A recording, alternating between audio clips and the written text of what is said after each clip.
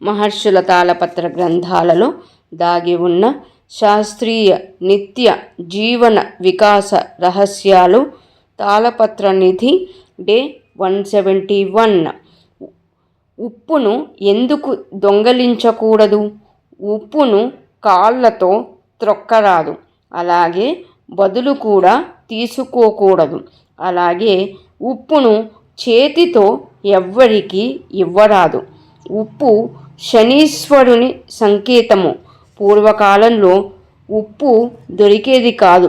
ఎంతో కష్టం మీద సంపాదించిన ఉప్పును రక్షించుకోవటానికి ఉప్పును శనీశ్వరుని అంశగాను, యమధర్మరాజు సంకేతంగాను చెప్పేవారు.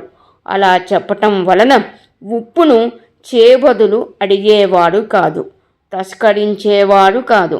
ఓ వయసు వచ్చాక రక్తపోటు లేకపోయినా ఉప్పును మజ్జిగలో వాడకపోవటం ఉత్తమం.